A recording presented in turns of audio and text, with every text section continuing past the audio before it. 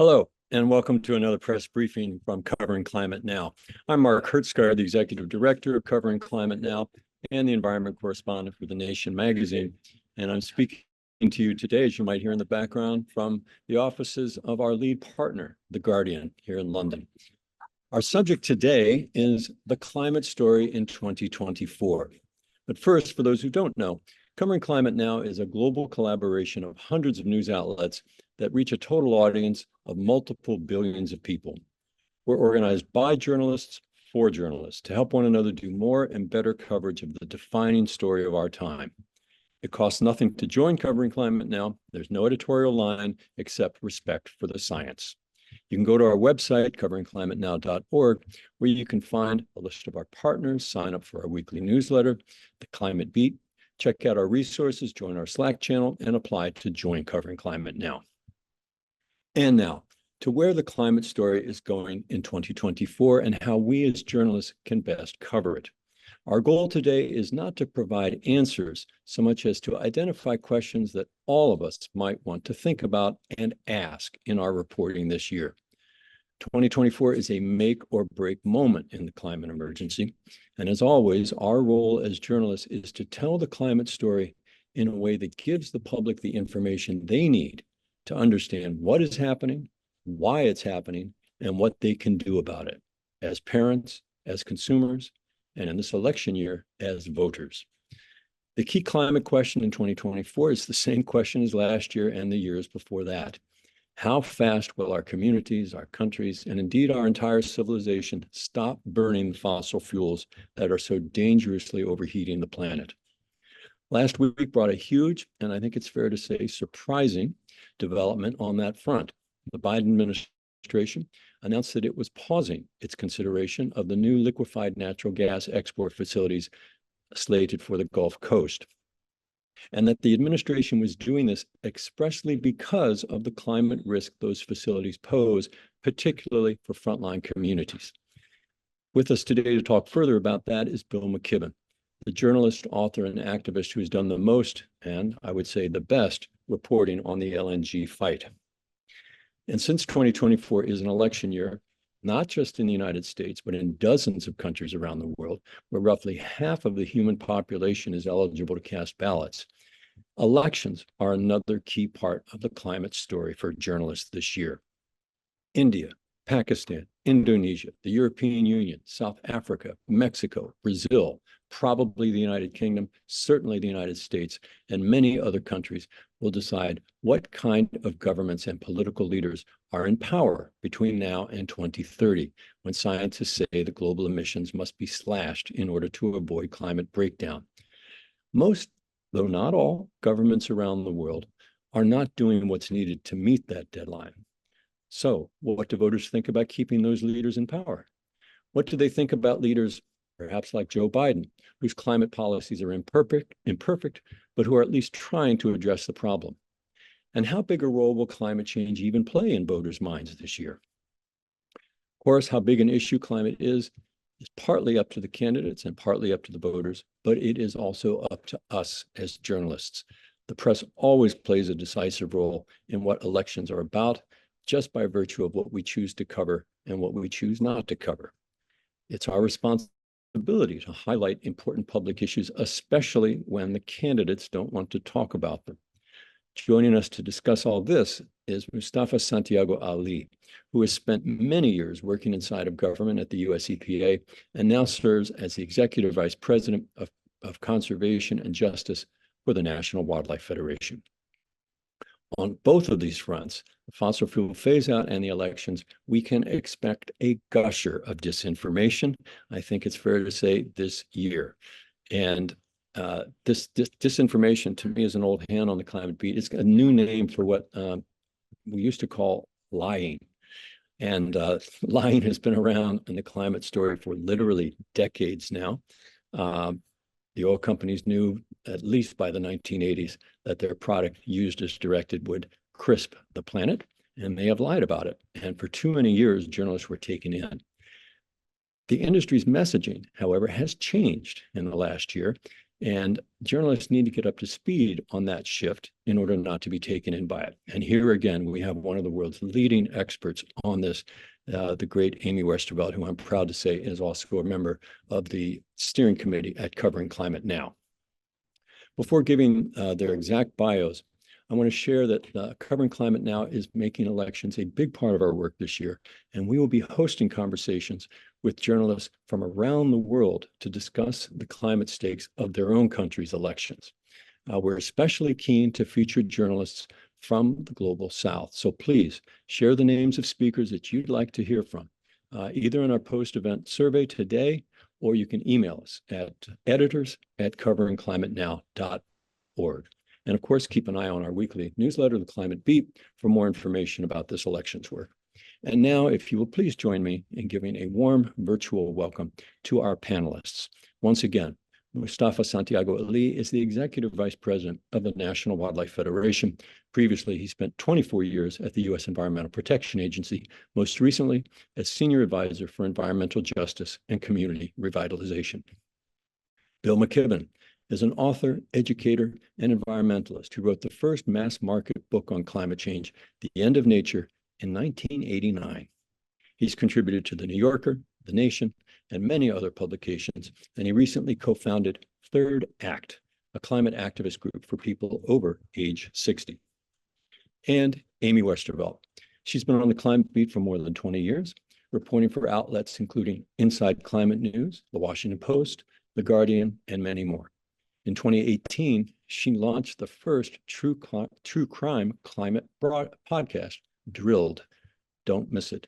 And in 2023, she was named a Covering Climate Now Journalist of the Year. Now, let's get into it. Bill McKibben, I want to start with you and ask you to comment. I want to ask you to comment on the connection between the Biden administration's LNG pause and the 2024 elections.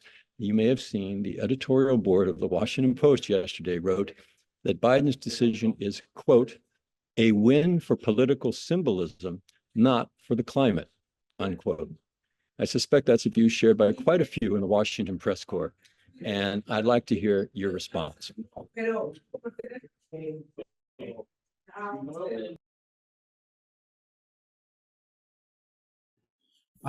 First of all, what a pleasure to get to join everybody.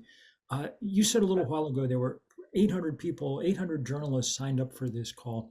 I can remember when there weren't 80 and probably not 8 climate journalists in the world.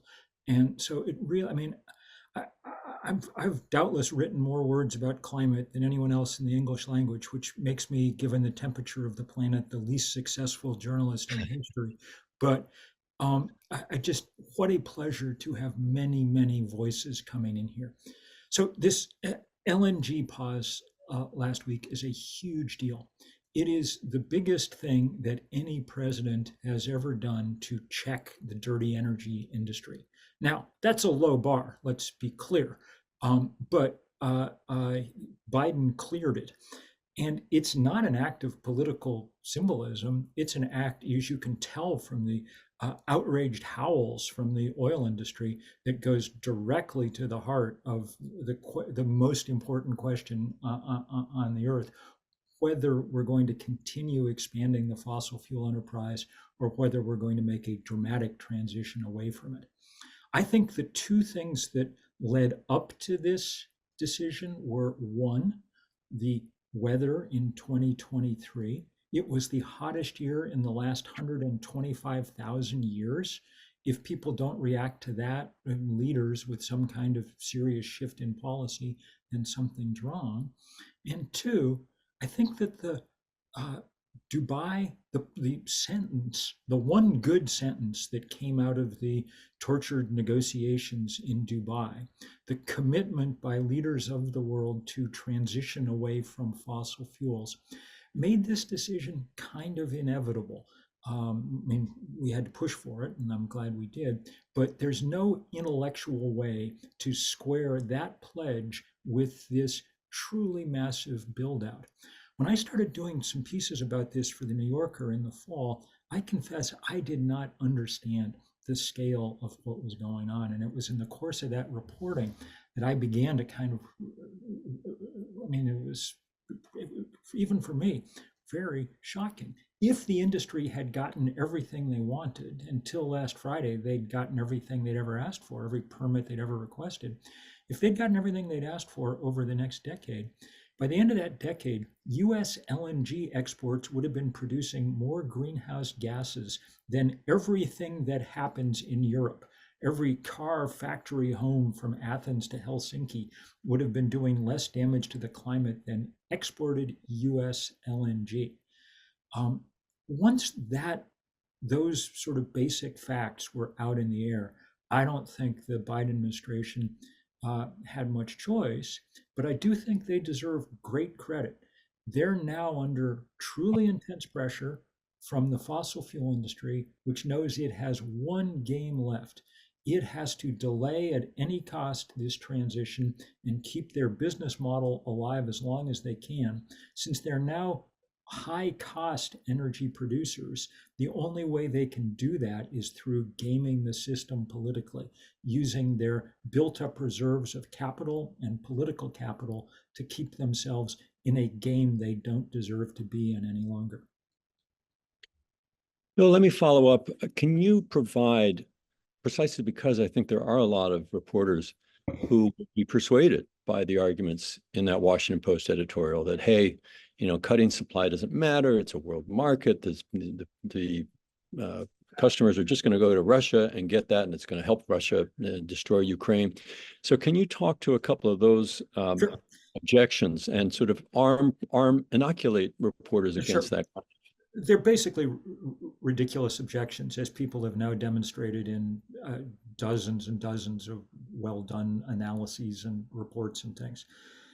It's not like the US, for better or for worse, is cutting off the supply of natural gas to the world. We're already the world's leading exporter of natural gas. That'll continue. It'll probably even grow some because there's some of these things that are already under construction, more of these things. We provide more than enough natural gas by far to make up for any shortfall caused by trying to deal with Vladimir Putin. Europe is awash in gas, and Europe is not going to be using much of that gas much longer, because wisely they responded to the invasion of Ukraine by dramatically ramping up their conversion to renewable energy. It's one of the most important things happening in the world. These plants, which we've now blocked for the moment, are designed to last the next 50 or 100 years, and they're designed to send LNG off to Asia, where it would, as we've demonstrated time and time again, undercut the conversion to renewable energy and do it quickly. It's stupid to be sending any fossil fuel. As it turns out, LNG, according to the latest science, is worse than sending coal. By the time you've sent it around the world, so much methane is leaked out that it's worse than coal. But that's a dumb debate to be drawn to anyway, because the choice now cannot be between gas and coal. That's not what net zero plans are about. The choice now is between fossil fuel and renewable energy, between burning stuff here on planet Earth or relying on the fact that the good Lord was kind enough to hang a large ball of burning gas 93 million miles away that we now know how to make full use of. And economics points us in that direction, and certainly the existential risk of climate points us in that direction. It's only the ongoing gravitational pull of the fossil fuel industry that keeps us from moving with the speed that we need. Thanks. That's Bill McKibben talking about the LNG. And those of you who might want to follow up on the comparison between coal and natural gas, an excellent source is Dr. Robert Howarth. He's at Cornell University. He's done most of the leading work that shows that natural gas is so-called natural gas. We call it fossil gas, actually, at Covering Climate Now, that it is worse indeed for the climate than coal. And it just so happens that Robert Howarth is also quite good on camera. He'll give you good sound bites. I'm going to turn now to Mustafa Ali. And Mustafa, I mean, you've worked in government. You're not a journalist, but you've talked to a lot of journalists. And I'm sure you know that that elections coverage is not generally done by the environment desk. It is controlled by the politics desk, the reporters and editors on the politics desk, who tend not to know very much about climate and frankly not to care very much. They tend to focus instead on polls and horse race and who's up and who's down, which allows them to look like they're politically neutral when they're covering these things. So if you had the opportunity to sit down with some of those politics desk reporters and editors to try to persuade them that in 2024, they really need to understand that climate change is on the ballot, that these elections, especially here in the US, but around the world, are going to largely shape the climate future of humanity. What would be two or three things you might say to them to try and reach them? I think I would remind him of the words of James Baldwin when he said that if I love you, I have to make you conscious of the things you don't see, and how we often don't pay attention to the interconnectedness of our elections and the impacts that are happening in vulnerable communities, and of course are also driving the climate crisis. We often forget to connect these issues with how everyday people are being impacted. You know, how many folks are getting sick, how many folks are dying, the maternal health issues that are connected with, you know, the fossil fuel industry. So I would remind them, one, of that. I would also remind them about our democracy and how it is often being taken away when we don't vote. We've seen some of those anti-protest bills of the past that were introduced in a number of different states across our country. And internationally, if you actually take a deeper dive, in how that limits our ability to be able to protect life, to be able to protect our most vulnerable communities, to be able to protect wildlife, to be able to protect our natural spaces. So I would remind them of that. I would also take them into a different place that they often don't pay enough attention to, and that is around judges, and how our elections, at least in the United States and in some other locations, are tied to the judges who are making decisions that actually those who have expertise in the field should be making, and others, and how that is playing out in a very destructive way. We saw what happened in 2023 with the Sackett case on the Supreme Court level. We saw West Virginia versus EPA in 2022.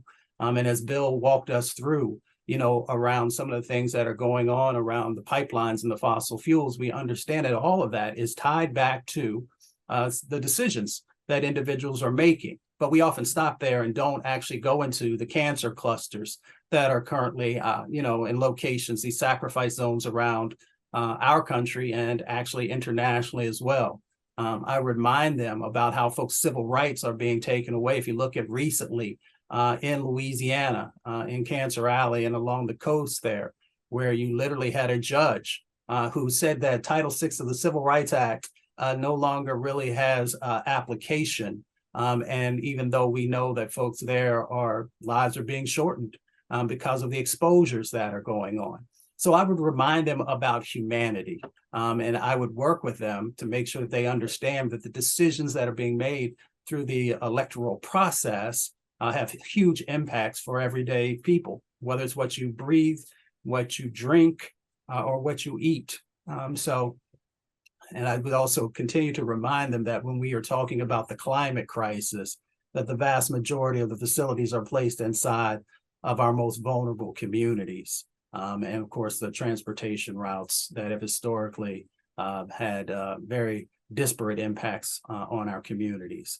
And then I would just pause to see if they actually are serious about diving into this particular area that is interconnected with everything that happens inside of our communities and across our planet.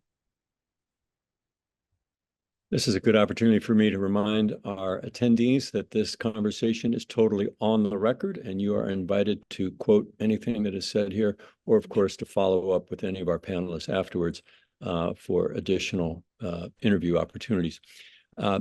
Mustafa Ali, you just mentioned frontline communities a lot. There's been talk especially in the Washington Press Corps in recent months, that some of the constituencies in this country that strongly favor climate action, including frontline communities, including young people, might not support President Joe Biden come November because of his less than perfect climate record. Yes, LNG, yes, IRA, but a lot of people don't appreciate his administration's approval of the Willow project up in Alaska. All this despite the fact that Donald Trump's climate record is immeasurably worse. So what advice might you have to the hundreds of journalists listening to you right now about what kind of reporting they should be doing in between now and Election Day to explore these kinds of questions? Well, I think that we should hold all elected officials accountable, whether they're Democrats, Republicans, or independent. I think that there was a high expectation for the Biden administration, and rightly so. People put a lot of energy into making sure that they were elected. So, when I work with young people across our country, I also give them the historical context. Bill actually talked a little bit about, how in this moment, some of the actions have been, needed for a long time and will make some positive change. I would remind them of where we started in relationship to environmental justice when we had about $3 million for the entire country to do work. And now we literally have hundreds of billions of dollars that are touching various communities, across our nation. I would also remind them that, this change that we all seek requires us to stay connected and committed and continue to push. When I worked for John Conyers, who was chairman of the Judiciary Committee, in the evenings when we would talk, he always said, Mustafa, we really need folks on the outside to push us so that we can take things further and further and further.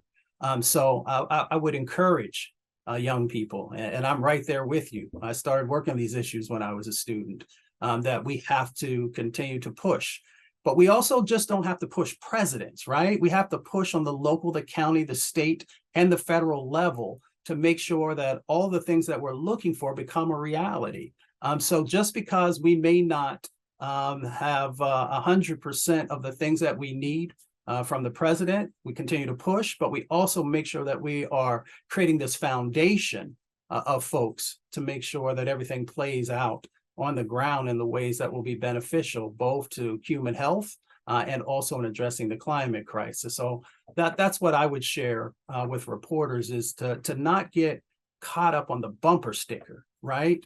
But to actually dive into what folks are asking for and to do the reporting that's necessary to unpack that. How does that become a reality? Who are the partners that are needed? Because we often look just to government and we don't hold corporations accountable. We often don't hold our nonprofits as accountable as we should. And of course, even foundations, although there has been an evolution in all those spaces. So I would just remind them that, we can get this done, but we've got to unpack where the gaps are. And then we've got to make sure that we're pushing people to fill those gaps and to embrace the new sets of opportunities we have in front of us. That's Mustafa Santiago Ali of the National Wildlife Federation. Let me remind everyone that you are invited to begin queuing up your questions. Go to the Q&A function at the bottom of your screen there, and you can put a question there, and I will be bringing those to everyone's attention in a moment. But first, we're going to hear from Amy Westervelt.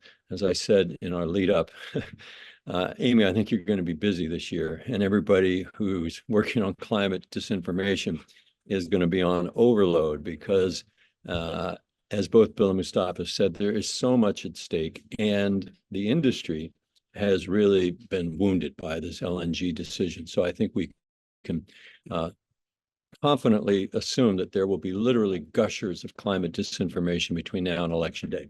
So most of our colleagues on this call do not have the experience that you do with climate disinformation.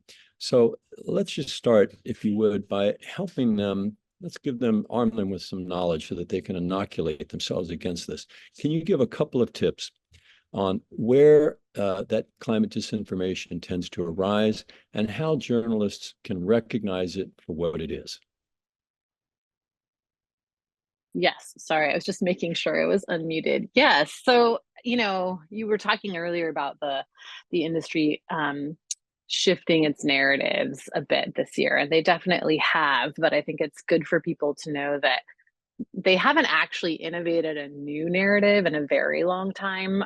They have these sort of core stories that they go back to depending on what's happening in the world. So right now they're really leaning on energy security and American energy and all of that stuff. That's a very old story. So one thing I kind of like encourage people to do is to dig into that history a little bit and understand, you know, where that's coming from and why it's been so effective. The other thing is there are all of these, you know, we talk about them as enabling industries around the fossil fuel industry. So a lot of times, you know, you might not see the disinformation point coming from like an ExxonMobil. You're going to see it coming from the American Petroleum Institute, or you're going to see it coming from, you know, a PR firm like an Edelman or you know, Hill and Knowlton, or any of these firms that sort of work for the industry, or you're going to see it coming from a group that's not obviously affiliated with the industry. There's lots and lots of front groups. There are new ones all the time. They're constantly changing their names, you know, Energy Citizens, or you know, there's a lot of these groups also that are behind some of these lawsuits that Mustafa referenced earlier. So you've got, you know, the Sackett case from last year was an aim at the Clean Water Act. That's, you know, just sort of the latest flavor of a campaign that's been going on for a long time. They tried to get different policies passed. They tried to seed, you know, lots of different kind of disinformation points in the media. None of that worked. So then it became litigation. So, you know, kind of following that as much as folks can too, to sort of really, I guess, just ask questions. I mean, this is what journalists are supposed to do anyway, right? But if you're pitched something that says LNG is actually a climate solution, who's sending you that? Who's paying for that information to be sent to you? Where else is that story showing up? Is there language in that story that you're seeing repeated by multiple kind of talking heads around this issue? These are all big indicators that there's actually a coordinated campaign, and that you've been picked as a useful tool for that campaign. Yeah, I mean, I think even with the LNG stuff a year ago, you could see 2 days, you know, before Putin even officially invaded, the American Petroleum Institute was out in the media seeding certain talking points. And you had various other people who were repeating those talking points. And then that turns into a lobbying ask, and that turns into, you know, their wish list of items. So I think, yeah, I guess that's the main advice I would give, is sort of figure out where that pitch is coming from, where that information is coming from, and try to see the kind of ecosystem that's been built up around it.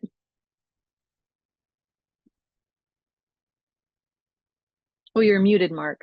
I'm going to ask a follow-up here, but I'm going Yeah. to preface it by saying that this is actually a question that was asked by someone else. Covering Climate Now is now doing free trainings of local TV stations across the country.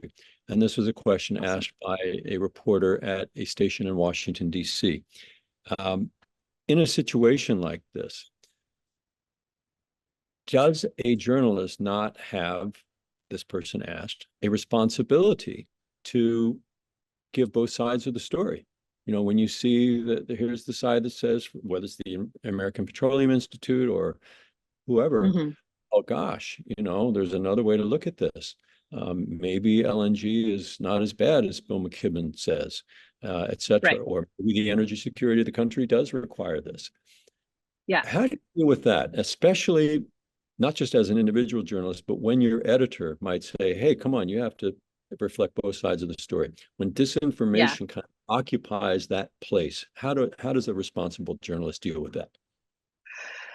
I think, to me, the biggest thing is that there's been a big tendency in a lot of newsrooms to look at that question and see the activist component as being biased, like inherently biased, and the corporate CEO or the API spokesperson as somehow just being an expert source that's not biased. And I think, like, rebalancing that and understanding, look, okay, I understand, in some cases, like I also will include what the API is saying, because I think it's actually helpful to engage with that and talk about, is this actually making the country more secure? Is this actually helping with your, heating and cooling costs and your gas costs and all of that kind of stuff? Because, really, in a lot of cases, I think if you're covering disinformation, a big part of job is actually responding to those things. So I'm not advocating that you should like not talk to the API or not, go to oil companies with questions. I just think it's important for people to, if they get a quote from, like a Mike Summers at the API, make sure that they have the knowledge to push back on, things that he's saying, or if they don't in that moment. I know sometimes, you have to do an interview and you're not so prepared, but at least as you're writing the story or you're presenting the story to listeners, to be able to provide context around what those people are saying is the important piece. I think, we've talked about false equivalency for years, this idea that like, the two are equally valid viewpoints and that you have to give equal space to both. And I think that's silly and is in fact something that was pushed for a long time by the fossil fuel industry itself. However, I do think it's actually fine to include what the industry is saying, as long as you're prepared to actually provide the context required for people to understand why they're saying it and what's actually behind it. Context, context, context. That's Amy Westervelt with Drilled. And the questions are coming in. I encourage everyone else to keep sending them. A number of people have asked more or less the same question. I'd like all three of you to comment. Basically, what are some very specific story ideas or themes that you think people should be doing, reporters should be thinking about doing here, this in the election year? Doesn't have to necessarily be about elections, but obviously, and in particular, one questioner asked, what are the stories that non-climate specialists can do, i.e. General assignment reporters or even politics desk journalists? Let's go in the same order, Bill, Mustafa, and then Amy.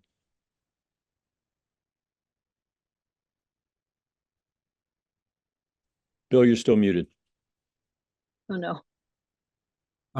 There's many of these, but one that I think is increasingly important and that's available in a large number of local areas is and Amy has done great work on this, is the sort of industry-sponsored pushback against solar farms, wind turbines, on and on and on. And these are the things that we have to have in order to make this transition. The industry knows that, and so they've worked hard to try, among other things, to sort of bolster local groups in opposition and so on. And these fights are fascinating, powerful. Most Americans like solar panels. Most Americans like clean energy. But this is a place where, among other things, that kind of disinformation, windmills cause cancer, solar farms ruin your property values, on and on and on, are employed constantly. So that's one place I'd look close to home. Yeah, I would agree with. I was just going to say I'd agree with Bill. I think that's really important stories. I think there are some other areas also to focus on. One, we see the attacks that are currently happening in relationship to communities of color, whether it's about DEI or other types of issues. It's also happening in the environmental context. So I think we have to place a spotlight on that and dispel the myths that are often shared and the falsities that folks will push because they gather steam when we don't make sure that we are providing folks with the truth of what's happening in that space. I think the other side of the equation, I've worked in over 1,000 communities now. It's important to highlight the transformational work that is going on inside of communities, whether to address the impacts that are happening from the climate crisis, the new sets of opportunities, that the clean economy is providing. And yes, we have a long way to go in that space to make sure there's true parity in relationship to Black and Brown and Indigenous communities. But those are stories that on the local level, people can feel and touch, but it also helps to strengthen both the national and international narrative of how we can also help people to address the wealth gap, how we can address health-related issues through these new sets of economic opportunities. So for me, it is really about putting a spotlight on the folks who are doing the work, because that then pushes those elected officials, going back to where we started, to have to do better themselves, because we have suites of examples of how change can happen. Then the question becomes, well, how can we exponentially grow this? So I think that is another one. The last one that I'll leave you with is, really drilling into the sets of stories that will come out of both the bipartisan infrastructure, the Inflation Reduction Act, and hopefully even the CHIPS Act, of how, real change is happening, how new sets of possibilities are becoming a reality. I would really focus in those areas. And the reason being too is because all those things I mentioned create on-ramps for folks.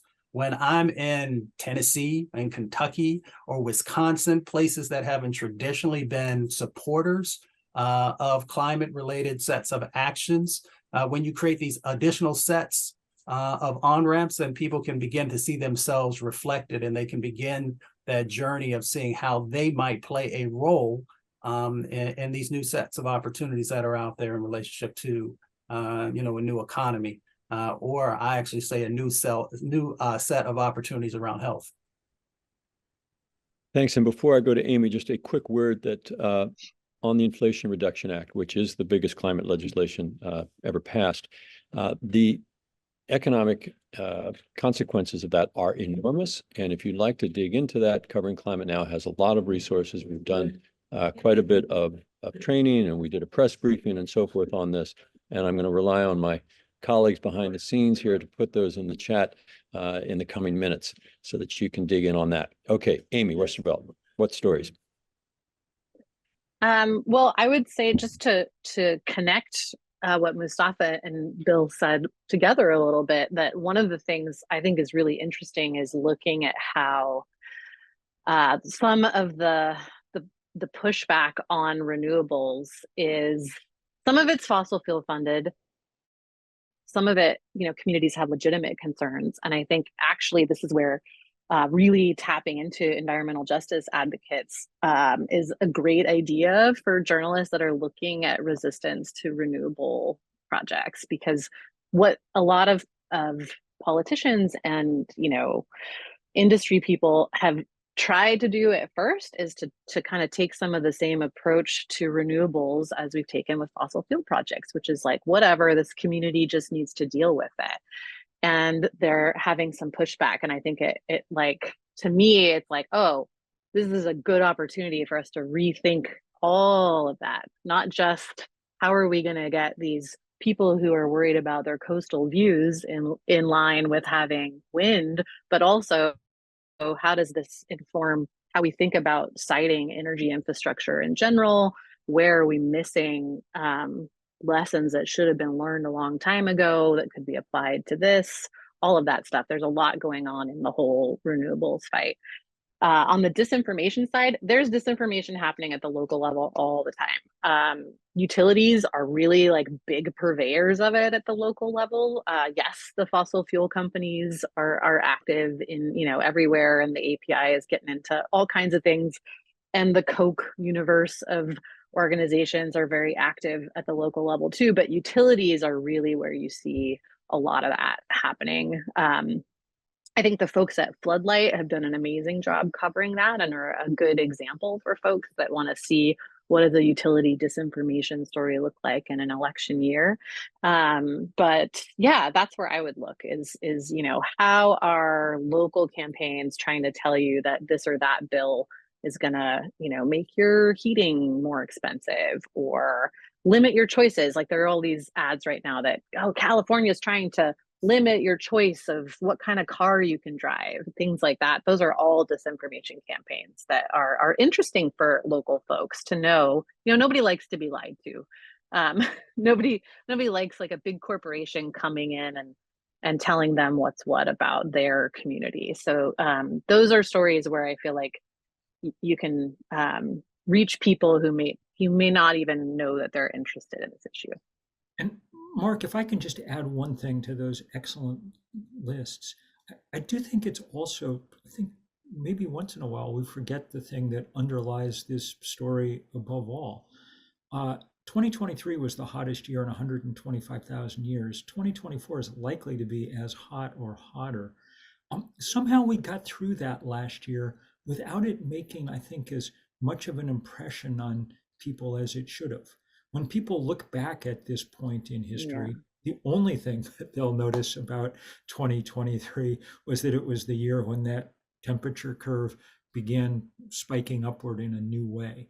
And so, I mean, some of that you can cover locally as strange things happen, and some of it's the fun work of talking with really interesting scientists, but just figuring out ways to somehow get across to people. I mean, look, this is a kind of a failure with the basic structure of journalism, in that this is the biggest story in the world every single day, but it's rarely the most novel thing that's happening in the world on any single day. So those things tend to capture our attention for the moment. It's a work of a lifetime to keep trying to reorient ourselves, our readers, whatever, back to this most basic understanding. We're losing our planet in real time. There's no story that even comes close to that. Mark, if I could, let me just interrupt here for a moment and say that that's exactly why we founded Covering Climate Now 5 years ago. And we've gotten a number of questions here in the Q&A from colleagues in the Global South who are asking, how can we in Africa, in Asia, in South America, how can we connect better with our colleagues in the Global North, particularly around the US elections and covering our own elections? And there, I will just reiterate what I said at the top of the hour. Covering Climate Now is launching a project. We're going to announce it next week on Climate Elections 2024 to help journalists in the United States and around the world to cover the elections taking place in dozens of countries this year through a climate lens, to make it clear that climate is on the ballot. That's what we're calling the newsletter that we'll be producing every week. We'll have story tips, we'll have sources, we'll have themes, we'll have background for people on politics desks who don't know much about climate change, how to get them up to speed. Simple best practices like, do not keep asking candidates, do you believe in climate change? Because that framing implies that the science is somehow not settled. The question that you need to be asking candidates is, what is your plan to phase out fossil fuels as fast as science requires? That way we push the argument forward. So please get in touch with us at editors at Covering Climate Now, or just look at this week's Climate Beat newsletter, which comes out on Thursday. And we'll go back to the Q&A in a minute, but Mustafa, you wanted to say something. Yeah, I was just going to add, there's a couple of other sets of stories that we often don't focus enough on. We're finally starting to focus on youth. I would say, really checking out all this innovative work that youth are doing in so many different aspects that connect to climate and to environmental justice, I think it is critical. The other one is, our athletes and artists and entertainers and influencers, making sure that we are also highlighting when they are doing the right thing. If they mess up, folks have no problem in putting that down, but there's all this really amazing sets of work that's going on in that space that often doesn't get the attention that it should. And actually, those are individuals who actually break down barriers. If you think about it, the music artists, visual artists, and others, often many different types of people enjoy their work. So, really supporting them when they're willing to step out and share information is critically important as well. I'm going to exercise the prerogative of the chair here and ask a question, I think, to all of you, but maybe Bill first. Clearly, the Republicans are planning to make a big deal about migration this year and the border, and criticizing Biden for letting the too many people in, and it's, of course, not the right color of people in. So there are clear climate connections to that. Climate change is helping to drive migration flows from Central America. Do you see, is that something that reporters and news organizations, should that be a priority in terms of when they report on the GOP position on this? Can there be ways to bring climate into that, or is it really sort of forcing the issue? Well, in the first place, let's just be very clear here.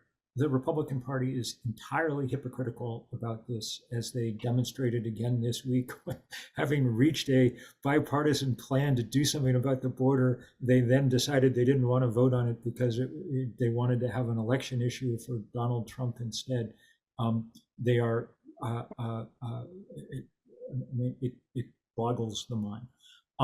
Second thing to be said is, this is a really crucial conversation to be having in a deeper context than just what are we going to do in the next 6 months at the US border. This is going to be the most unrelenting pressure over, even if we do everything right on energy right now. The forces we've already set in motion guarantee that there are going to be hundreds of millions of people who have to leave the places where they live now, because you won't be able to grow food there because it'll be underwater, so on and so forth. And figuring out how to deal with that is probably going to be the single most difficult task in certain ways of this whole century, because we know that this is an ongoing gift to demagogues of all kinds. Who use it constantly in order to empower the worst kinds of racist and xenophobic impulses. So it really is time to be trying to figure out how to deal with it, not just as a moment-to-moment issue. There are people around with sort of good thinking and good resources to kind of help begin down this path. I've been on the board for a while, or the advisory board of what used to be called Lutheran Immigration Refugee Resettlement Services, and just rebranded as Global Refuge. That manages to resettle more people in this country than anybody else. But obviously, we need more than the piecemeal approaches we have so far. This is going to be an overwhelming challenge, and one that we should be trying to think about like actual adults with an actual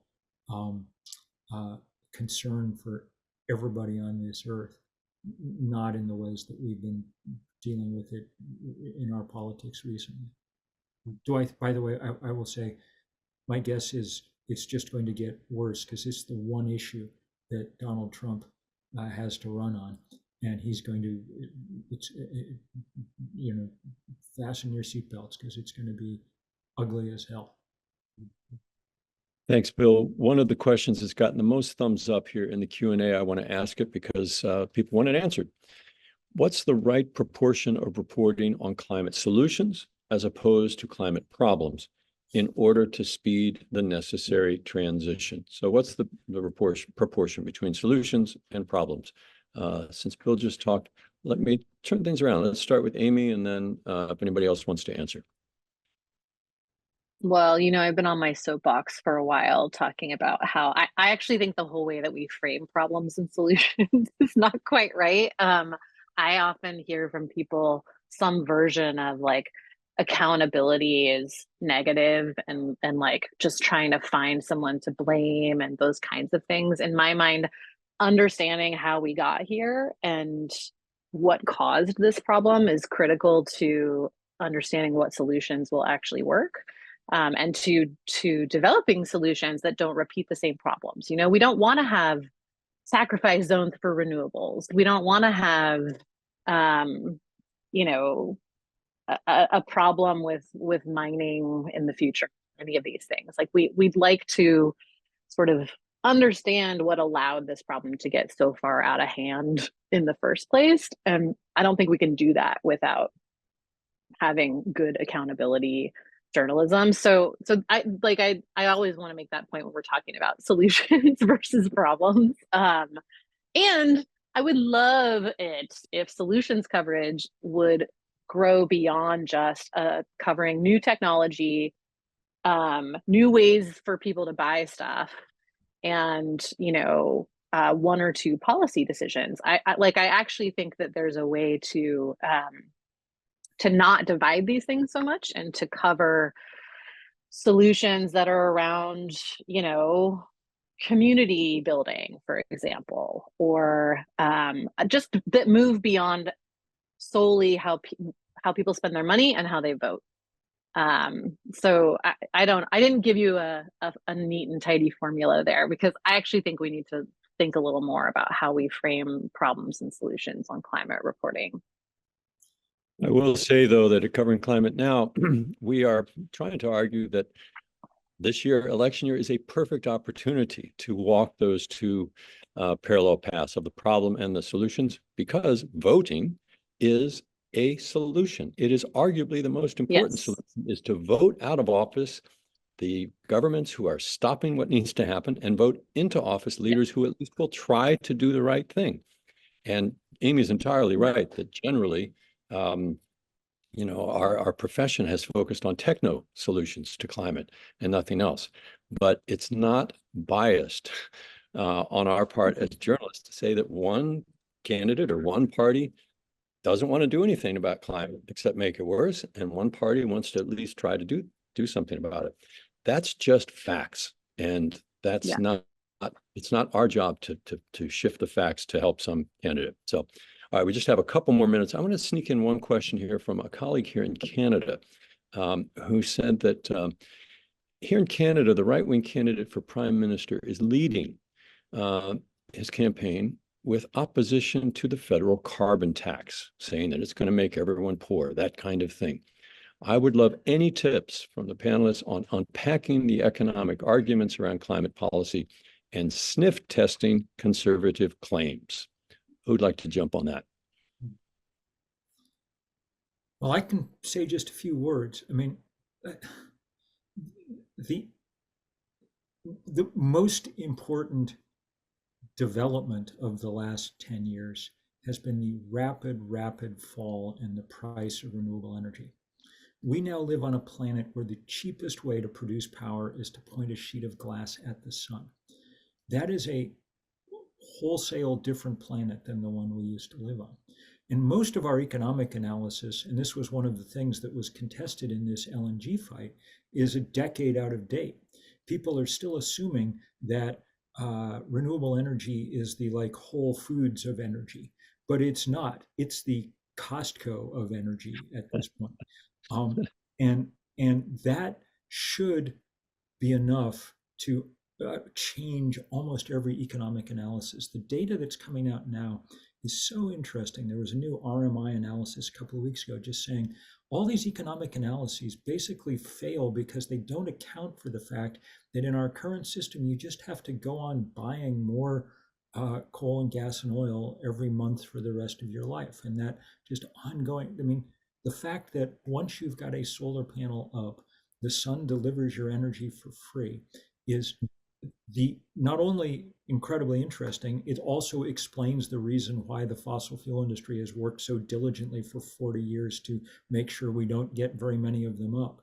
And that's what lies at the heart of this transition. Whether or not we're able to realize that the long-term economic future absolutely brightens when you do something that for the very short term is going to be painful to a few special interests.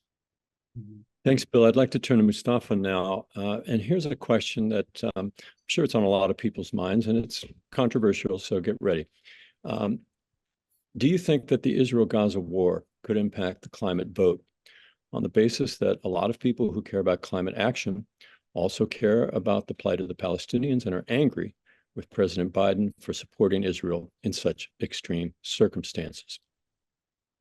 I mean, I think it definitely could. I mean, folks have been very clear. A large contingency of youth and others have shared that they, are not comfortable in the way that the United States has played, a supporting role there. Now, you have to evaluate the fullness of decades upon decades upon decades of policy and actions that have taken place there in that part of the Middle East.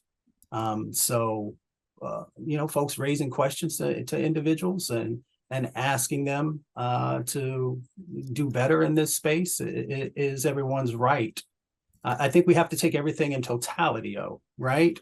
So we have to ask ourselves the question, if you don't have someone like President Biden with the views that he has on a number of different issues in office, will you be better off?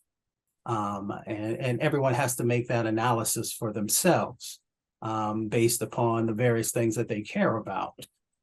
Because we know what the previous 4 years look like, and how many of the things that at least those who are in the youth category, the progressive category, and even in the moderate category have said are important for our country were not being met. In relationship to what's happening there, everybody's just going to have to make that decision for themselves. I think there will be some votes that will be lost.